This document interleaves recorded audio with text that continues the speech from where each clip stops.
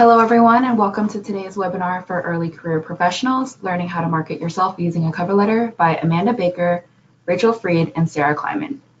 My name is Astrid Masfar. I am the Senior Education and Outreach Coordinator here at ADAA. Before we get started, I would like to go over a few items so you know how to participate in today's program. We've taken a screenshot of an example of the attendee interface. You should see something that looks like this on your own computer desktop in the upper right corner. You have joined the presentation listening using your computer speaker system by default, but if you would like to prefer to join over the telephone, just select telephone in the audio panel and the dial-in information will be displayed. You will have the opportunity to submit text questions to today's presenter by typing your questions into the chat box of the control panel. You may send in your questions at any time and we will collect these and address them during the Q&A session at the very end. I would now like to introduce our presenters. Dr. Amanda Baker is a research and clinical psychologist at the Center for Anxiety and Traumatic Stress Disorders at Massachusetts General Hospital and assistant professor at Harvard Medical School. Dr. Rachel Freed is a licensed clinical psychologist and an assistant professor in the Department of Psychiatry at the Icahn School of Medicine at Mount Sinai. Dr. Sarah Kleiman is a licensed clinical psychologist and a course instructor at Harvard University. Dr. Kleiman was also formerly a research psychologist at the VA in Boston. I'm now going to take a moment to pass the floor to our presenters. Oh.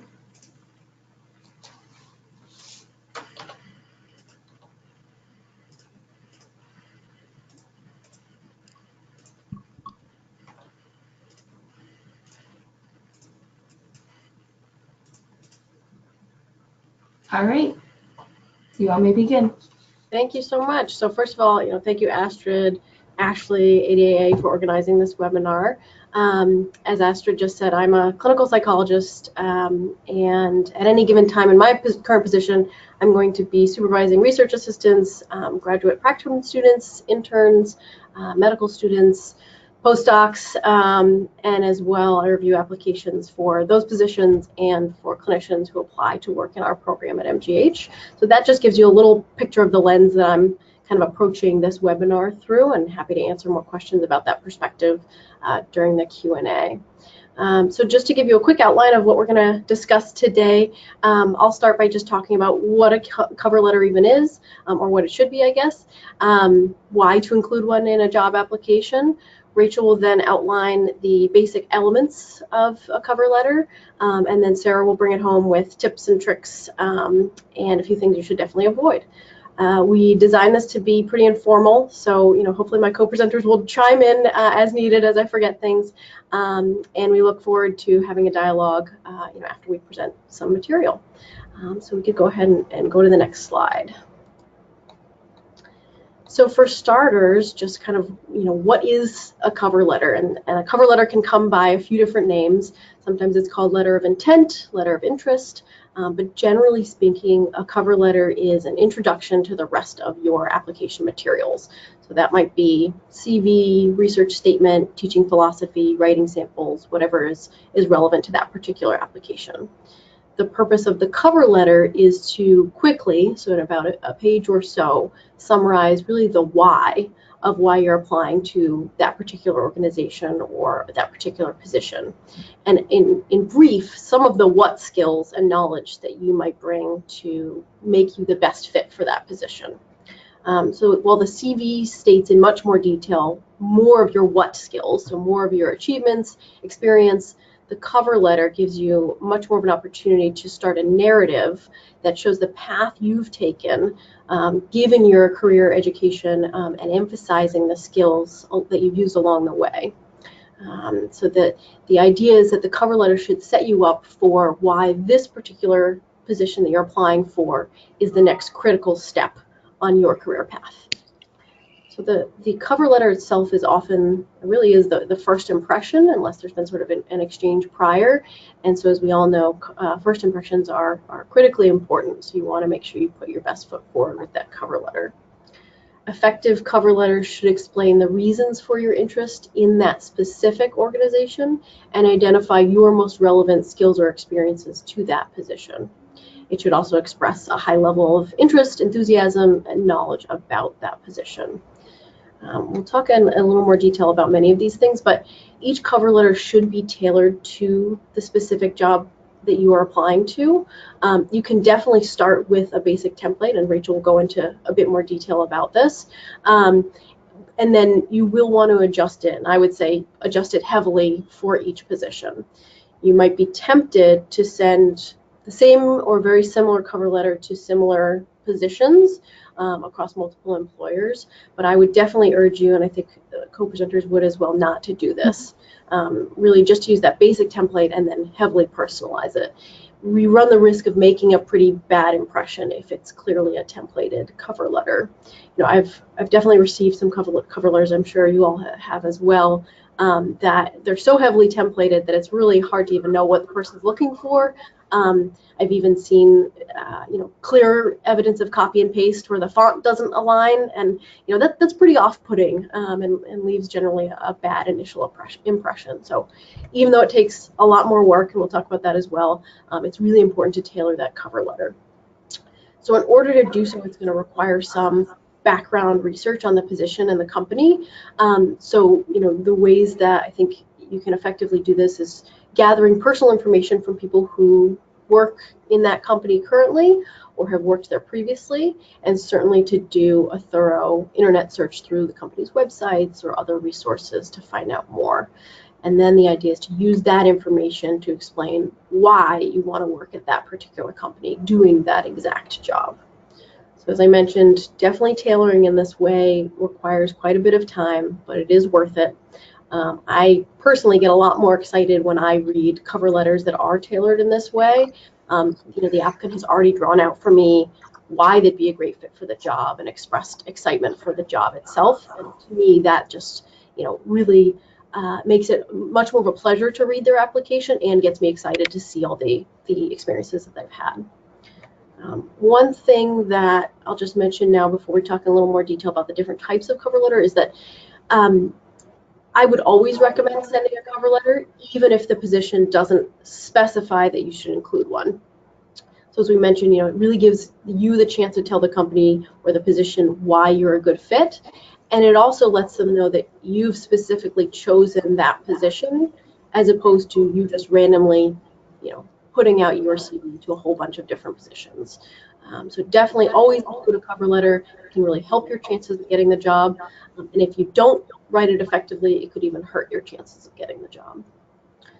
So if we go to the next slide, we'll talk a little bit about the different types of cover letters. So the typical cover letter is that application letter, which is really just responding to a known job opening. This is probably the most straightforward kind of cover letter, and we'll spend more time talking about this today.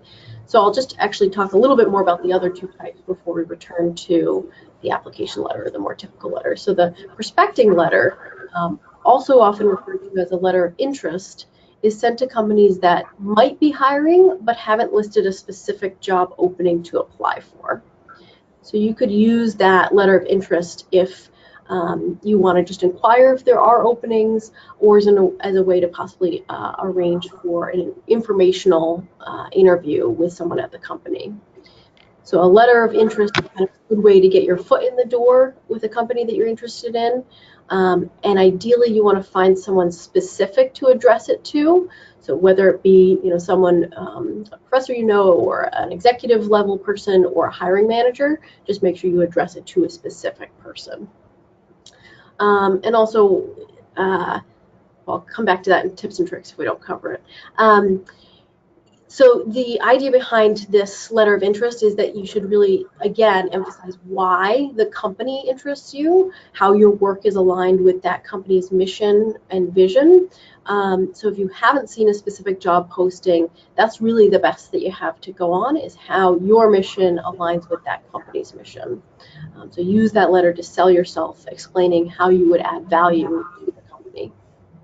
You can obviously, suggest to set up an informal meeting to explore possible career opportunities or an informational interview.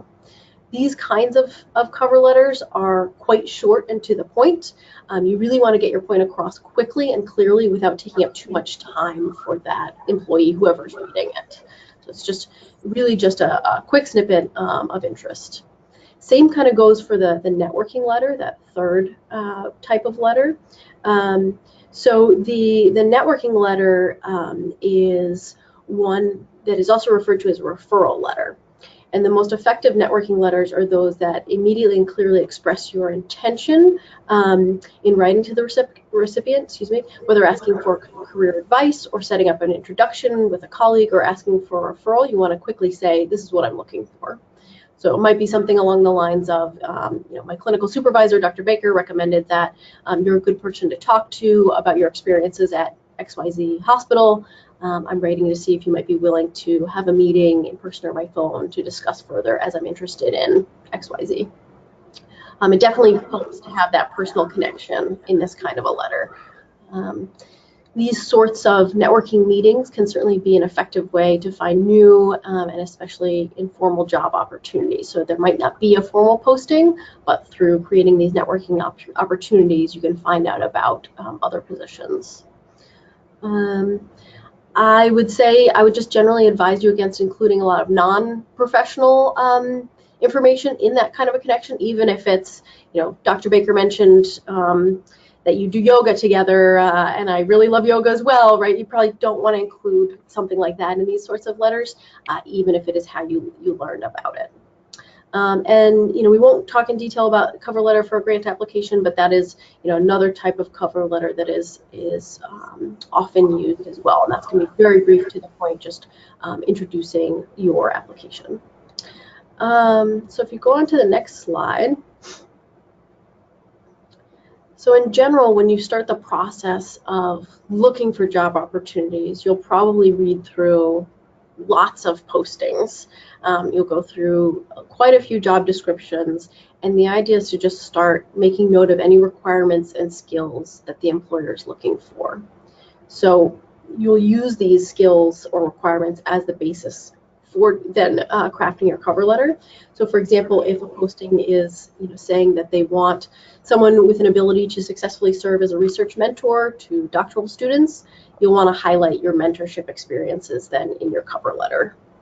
If the posting says, the faculty candidates with, strongest candidates will have quantitative research methods and statistical skill, you'd certainly want to use that kind of terminology in your letter as well, really highlight those skills that you have.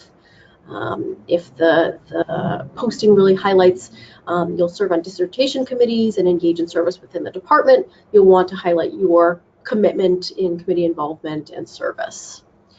So based on the background research that you do with colleagues, internet, and other, you'll want to try and identify essentially 2 or 3 critical skills to that position, what they're looking for in the person that they hire, and then really try and create your cover letter to illustrate that you have those skills and effectively have used them to date. So you can go as far as using the exact specific keywords that they have used in the job description. So as we just mentioned, research mentor, quantitative skills or qualitative skills, whatever it might be, committee service. Some, larger scope job companies may be using software even to scan your initial application, looking for those keywords just as a way to kind of pre-screen. So it could benefit you to have some of those keywords. Like all of your application materials, cover letters may take quite a bit of time to put together and to write, and likely many drafts before you come to your final version that hopefully clearly articulates your skills, your path, your understanding of that particular job and that company. So I think now, unless I've missed things, which please do chime in, we'll transition to Rachel telling us a bit more about the specific components of the cover letter. You can go to the next slide. Okay, so I'm just going to go through first the nuts and bolts of sort of how you're going to want to organize and format your cover letter, and then I'll go into a couple of tips, and then Dr. Kleinman will take it from there. So just to start out, keep in mind that your cover letter does not need to be long, and I think a page is plenty. In some cases, I think it's okay to go a little bit over a page. I think for my internship applications, we're maybe a page and a half, but you should also recognize that whoever's reading this letter is going to be reading lots and lots of letters. You don't want to overwhelm them. You want to make sure that, you know, they're not zoning out. So I would try your best to keep it to a page. And it really forces you to be concise with your words and your examples.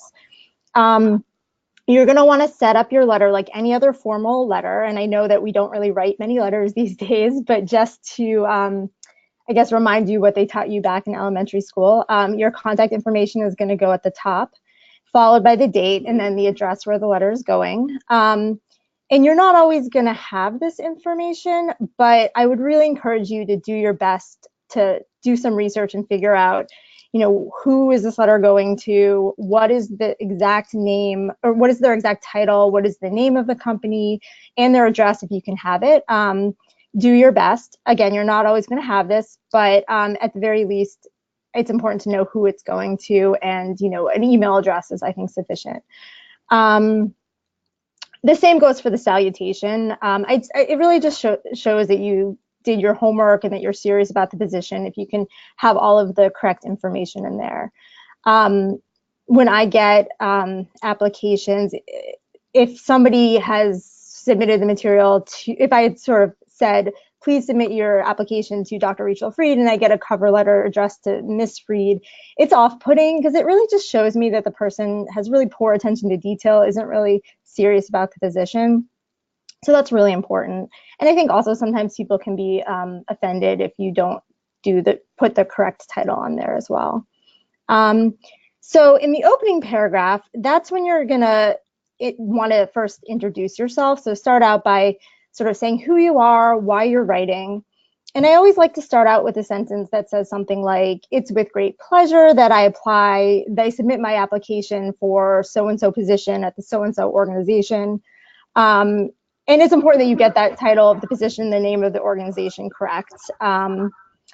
You can also say how you heard about the position. So then I typically follow by stating who I am professionally. So again, it's with great pleasure that I submit my application. I am currently an assistant professor at the Icahn School of Medicine at Mount Sinai. And you can briefly state a bit about your background. So maybe where you went to school and got your degree, where you attended internship or residency. And then I would state in just 2 to 3 sentences briefly why you're applying for the position and why you believe that this organization or program is a particularly good fit for you. And again, also, if it's a training program, say how it will advance your particular career goals. And this is just a quick couple of sentences to set the stage. In the next sort of second and third paragraph, that's where you're going to expand on this, and you're going to do all the things that Dr. Baker had mentioned. You're going to show who you are, why you're a great match for the particular position you're applying for, what you have to offer them. And don't just say sort of why you want the job, but also what you can bring to the position in the organization or program. Be specific, and I'm going to go more, I'll go into this more on the next slide, but Dr. Baker really sort of drove this home, but it's really important to customize your cover letter every time you send it out. And I agree with her that it's pretty obvious when you sort of receive just a generic cover letter. It's a sign of laziness. It's a sign that you're not serious about the particular position. The very last paragraph, you can include just a first sentence that really sums up the information that you've put in your letter, and then a sentence or two that thanks the person reading the letter for their consideration. And then finally, a handwritten or electronic signature is always a nice touch at the end, I think. Not necessary, but I think, I would encourage that.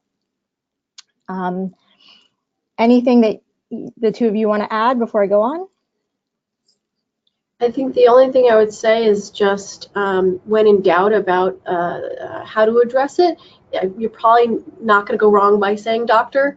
Either you're going to kind of make someone's day a little bit, or the correct way to address it. That's true. Okay. If you can go on to the next slide, please.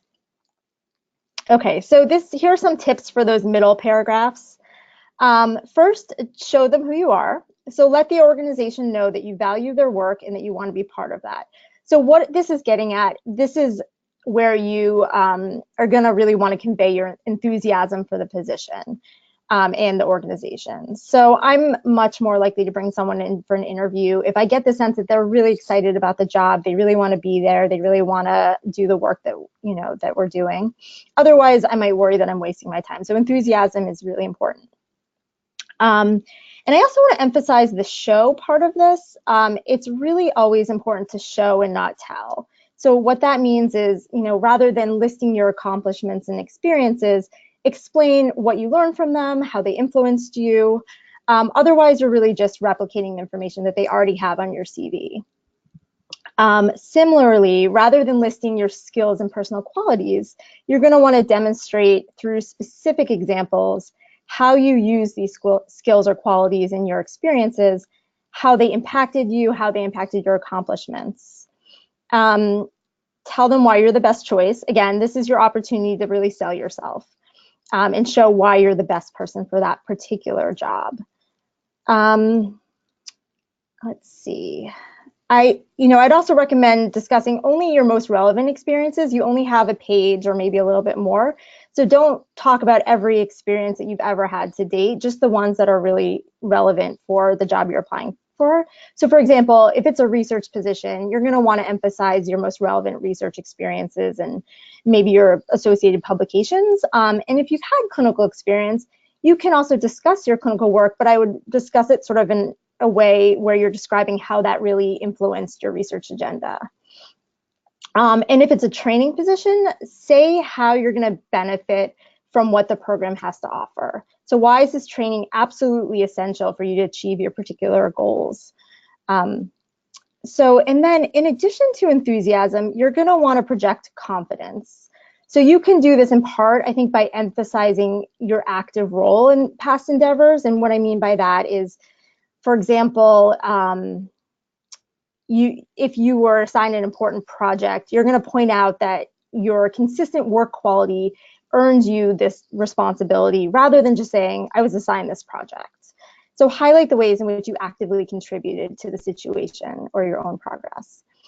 Additionally, I think to project confidence, you're going to want to avoid phrases like I believe or I feel or I think. I think your tone will be much more confident if you just sort of make the statement without that preface.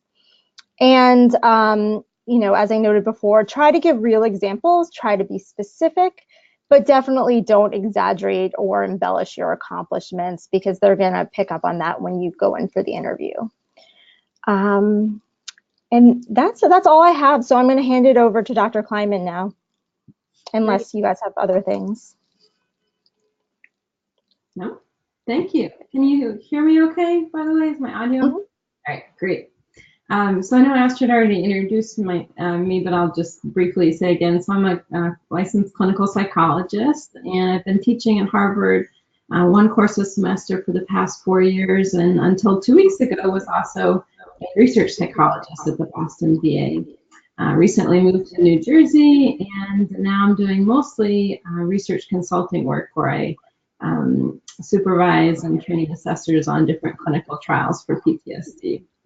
So I've worked in a variety of settings over the past 5 or 6 years, and I've reviewed a lot of different cover letters ranging from RAs, graduate students, internship applicants, and also recently a lot of more informal cover letters or letters of interest from people interested in doing consulting work with me. And there's also an organization for whom I'm involved in the hiring process of other consultants. So my advice will be kind of thinking broadly across those different settings and the experiences that I've had looking at different cover letters. So to continue our tips section here, we can move on to the next slide. So our fourth tip here is to do some perspective taking, to look at your resume and CV from the hiring manager's point of view. So I recommend doing this after you've already written the cover letter. So you've done your background research, as Amanda was explaining, you've crafted this persuasive essay, as Rachel explained, and now we're in the process of looking at it one more time with a fresh perspective, thinking about if you were the potential employer or hiring manager, is there anything in the application materials that might be concerning to you? And if so, you want to be able to explain that in the cover letter. So to do this, I would recommend rereading the job description, again, thinking about it from the perspective of a hiring manager, noticing the type of applicant they're looking for, then reread your cover letter and application materials to look for those gaps. So what I'm referring to is things like, if you haven't worked in that setting for a while, or if there was a departure from a particular setting that maybe doesn't make intuitive sense based on your timeline. For example, if I were to work in a VA setting again, I would want to explain the reason why I left the Boston VA, since in this case it was relocation for my partner's job. And not telling that story may be confusing for the reader. You're just right off the bat trying to allay any concerns, explain any gaps. Also, for example, maybe you're interested in applying for a job in a different research area than you've done research in before, or it's been a while since you've taught a course and you're interested in getting back into that. Just explaining and making sure it's clear why you're interested in making the shift right away in your cover letter is going to be really important. Because if you don't acknowledge that and explain those gaps, then it can be confusing for the hiring manager, and right away they may have a bad feeling, and that may hurt your chances of moving on to the next stage. So really encourage that perspective taking and taking your time with that. Next tip here is, and as Rachel mentioned previously, really important to address the reader of your cover letter correctly. So if you know the name of your intended reader, use it. I think that shows that you're personalizing it, and of course, use the correct titling and spell their name correctly. So my last name is Kleinman. I can't tell you how many cover letters or letters of interest I've gotten to Sarah Kleinman, sticking that extra N in there. And while it may not be a big deal, to me, it already gives me this feeling of, did you slap this together really quickly? Are you detail-oriented? It's this kind of minor error that's really easy to make, especially if you're sending a lot of cover letters, that really damages your first impression. So be careful about the correct spelling and the professional title.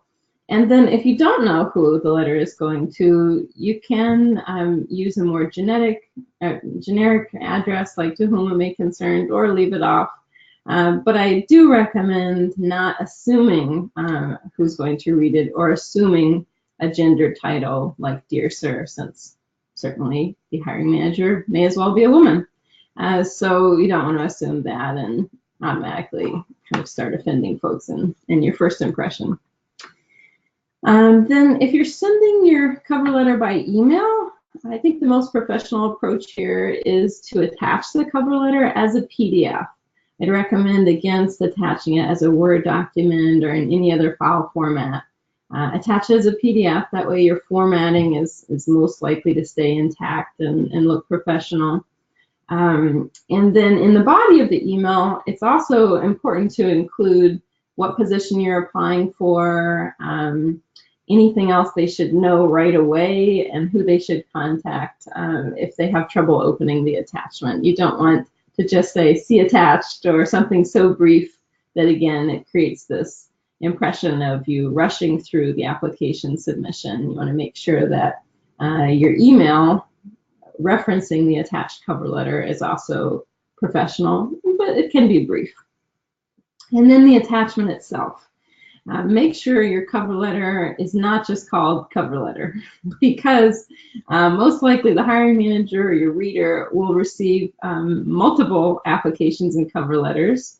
They'll probably download them to the computer, and if they're all called cover letter, then it can be confusing or awkward or difficult to find yours. So include at a minimum your name in the title of the file.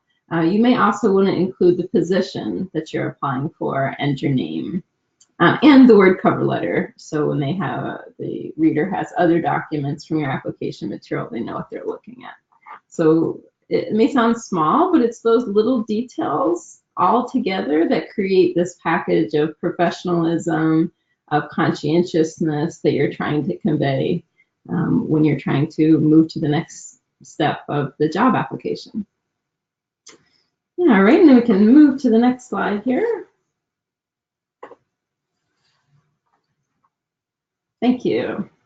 So a few mistakes to avoid. We've mentioned a few things along the way of what to avoid.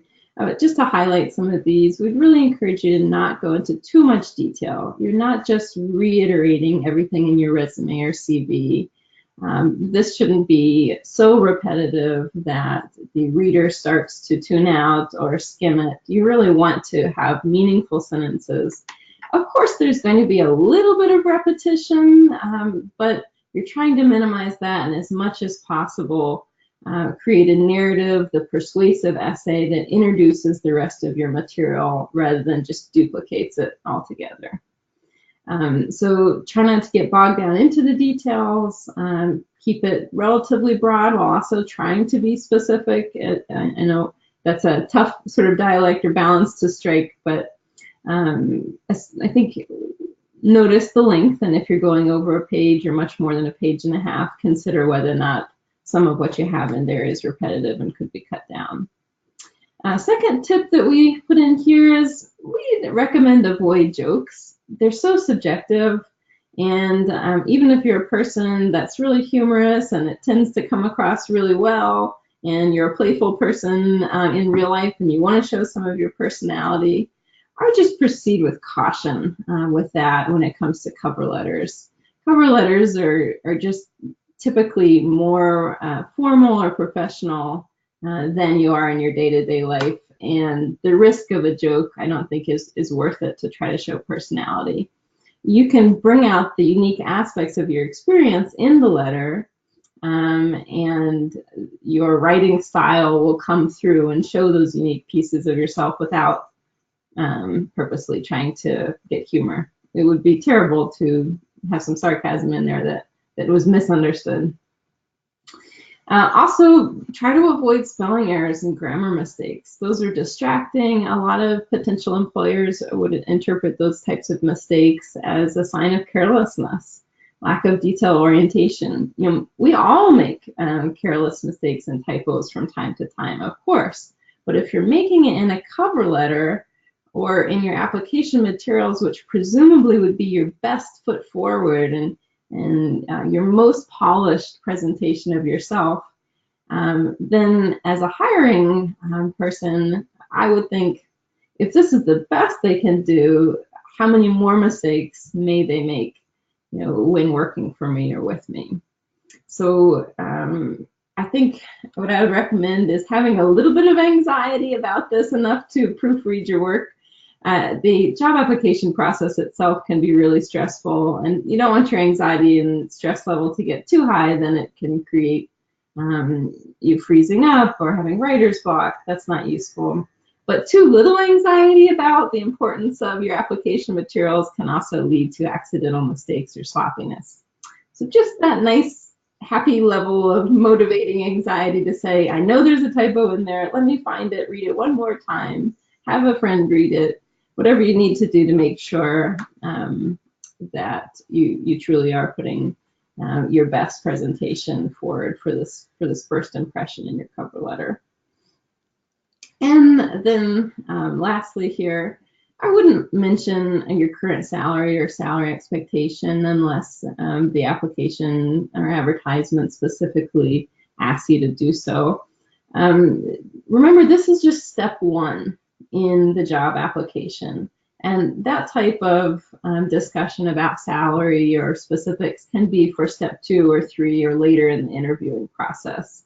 The risk of putting it in the cover letter, if it's not asked for explicitly, is that you may sound overly confident in a way that's off-putting, or you may lowball and end up hurting your own chances of having a better salary. So it's better to hold off on that until later discussions when you have a better sense of what's the appropriate amount to ask for, and can do so in an artful and professional way.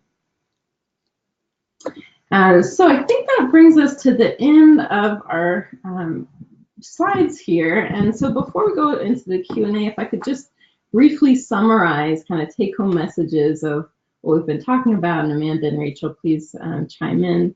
So overall, just keep in mind that your application materials should create this overall package that's coherent, and the cover letter is like this sort of umbrella or entryway into the rest of the application materials. So if the application materials are your first impression, the cover letter is the first impression of the first impression, right? And it should tell this overall kind of entryway, umbrella type of story of the rest of your application materials, kind of weaving it together, highlighting the key skills and background that you want the employer to focus on when they're reading your materials. And as I mentioned before, this opportunity to acknowledge gaps or any potential areas of concern that the employer might have right away, you're addressing that in the cover letter. So as others mentioned as well, invest time in it, reread it. Don't expect it to be a quick process, because when it is a quick process, we can typically tell, and it doesn't have that sophisticated, thoughtful ring to it. So put time into it so that it is your best first impression of the first impression application materials. Anything else to add for take-home points? Is that about covered? All right. So we'd be happy to answer some questions. We still have quite a bit of time. And my understanding is, Astrid, that you're going to let us know what questions have been asked. Okay. So we actually received a few. The first one is, if there isn't a name to address, is to whom it may concern be okay to use when addressing the reader? I think so, yeah. Absolutely. I think I've also seen the hiring committee at Harvard University or whatever the organization is, I think is fine too. Yeah. Yeah, okay. You even have the job title. You could say that, the hiring committee for XYZ. Okay. The next question. I always struggle with balancing why I am the best applicant for the position with not coming across as too, perhaps, boastful. This is probably in large part due to imposter syndrome, but I'm curious if any of you have suggestions for figuring out what that balance is. Yeah, I think that oftentimes we sell ourselves short in these cover letters. And so I always encourage people to, just put whatever they, put down, even if they think it might sound boastful, then have someone else read it over and let them know. Because I think most of the time what we think is boastful is actually not boastful. So always get that feedback from a colleague or a friend. That's my advice. I would completely agree. And I think, in addition to colleague or friend, if you could really find someone even outside of your industry, it's nice to have those eyes. And, I feel like most often these kinds of letters in other industries are pretty strong and boastful. And I think that's okay. Yes, I agree. I think, as psychologists or people within the helping field, that type of salesperson approach may just not come naturally to us, not come out of as a difference in our training, and perhaps dispositionally, kind of what drew us to this field versus other fields. So I've heard so many people voice what this person is bringing up, which is this discomfort with being the salesperson, especially of yourself. One thing that might be helpful is, if you can, do some perspective taking and think about sort of, if you were a friend of yours, how you might sell yourself. Because sometimes knowing that you're selling yourself can be awkward, but if you can step out, if I was someone else looking at me, selling me, what would that person emphasize? How would they state it? And I agree. It's most likely that you're going to undersell versus oversell. So try to push yourself to really be persuasive and confident. And if you're still really concerned that it's going to be boastful, have another set of eyes on it. but most likely you may go in the other direction just by the nature of who we are as helping professionals. All right. Another question. As professionals who wear multiple hats as clinicians, researchers, instructors, and consultants, are there any notable differences between cover letters you have written across these positions, such as things that may be specific to research or clinical work, etc.?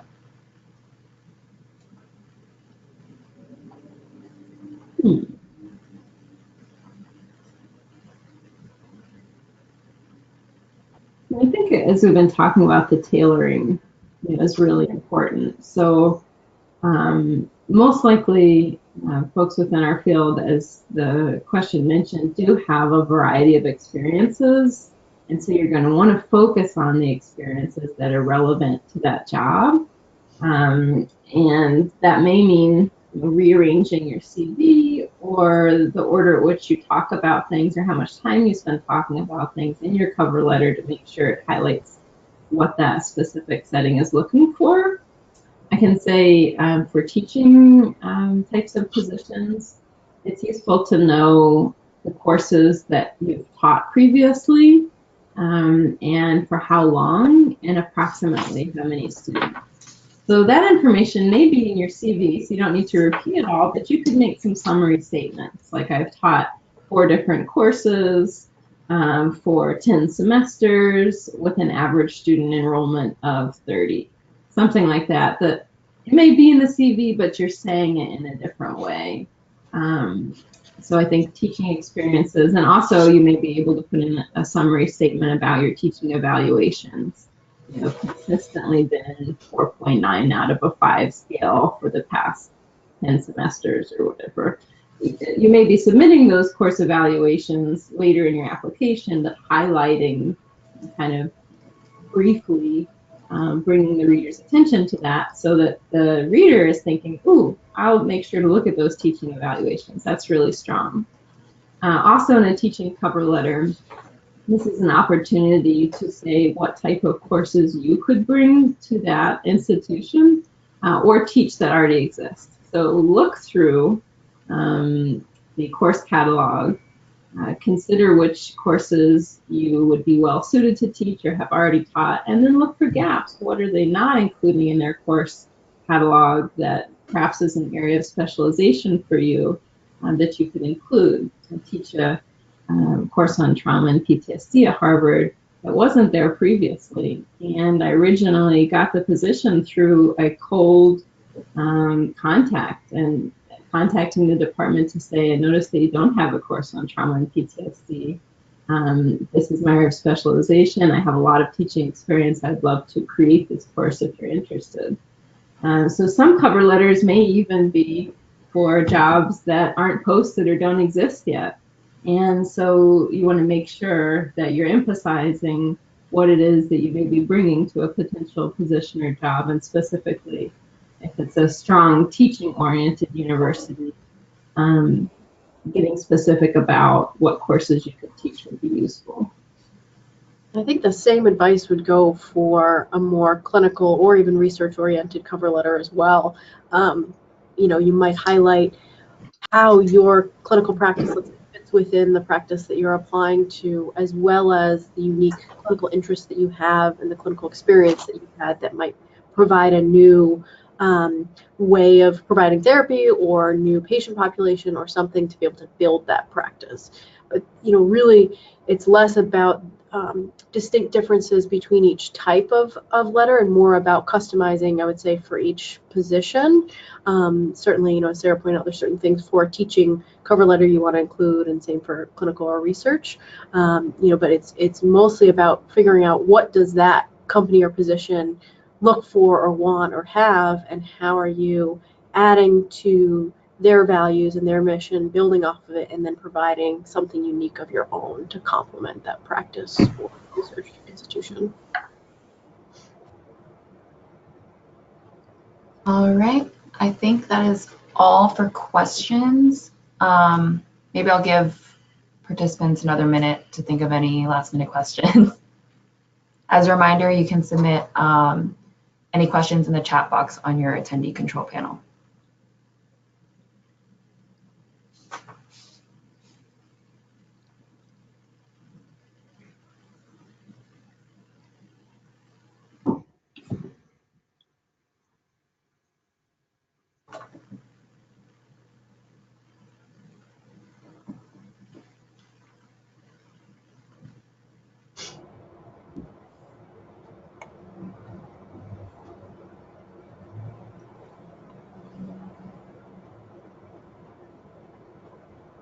Okay, I don't think anyone has any other questions, so we'll go ahead and wrap it up. Thank you all for your questions again, and thank you to our presenters. We hope you found this presentation really helpful. I'd also like to thank the Early Career Professionals and Students Special Interest Group for organizing this wonderful webinar series.